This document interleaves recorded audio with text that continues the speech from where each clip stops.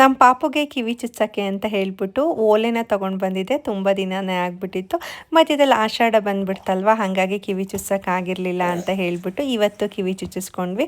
ಕಿವಿ ಚುಚ್ಚೋಕ್ಕಿಂತ ಮುಂಚೆ ಪೂಜೆ ಎಲ್ಲ ಮಾಡ್ಕೊಳ್ಳೋಣ ಅಂತ ಪೂಜೆ ಮಾಡಿಕೊಂಡು ನಾನು ಪೆನ್ನಲ್ಲಿ ಒಂದು ಮಾರ್ಕ್ ಮಾಡಿಕೊಂಡೆ, ಕರೆಕ್ಟಾಗಿ ಮಧ್ಯಕ್ಕೆ ಚುಚ್ಚಿಸ್ಬೇಕು ಅಂತ ಹೇಳಿಬಿಟ್ಟು. ಇಲ್ಲ ಅಂತಂದರೆ ಮೇಲೆ ಕೆಳಗಾಗುತ್ತೆ ಅಂತ ನಾನು ಈ ಥರದ ಇಯರಿಂಗ್ನ ತೊಗೊಂಡಿರ್ತೀನಿ. ಯಾಕೆಂದರೆ ಲಿಪಿಗೂ ಹೀಗೆ ಚುಚ್ಚಿದ್ದು.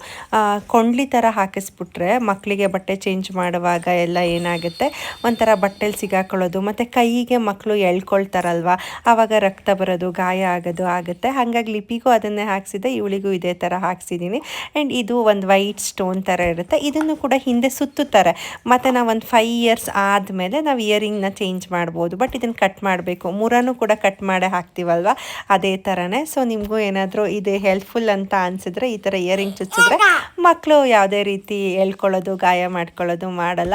ಪಾಪಗೂ ಚುಚ್ಚಾದ್ಮೇಲೆ ಇವಾಗ ಆರಾಮಾಗಿ ಆಟ ಆಡ್ಕೊಂಡಿದ್ದಾಳೆ. ಪಾಪ ತುಂಬ ಹತ್ಬಿಟ್ಲು, ಹತ್ತಿದ್ನ ನೋಡಿ ಬೇಜಾರಾಯಿತು. ಅದಾದಮೇಲೆ ಮರೆತುಬಿಟ್ಲು. ಸ್ವಲ್ಪ ಆಯಿಂಟ್ಮೆಂಟ್ ಹಚ್ಬಿಟ್ರೆ ಗಾಯ ಎಲ್ಲ ಬೇಗ ವಾಸಿ ಆಗುತ್ತೆ.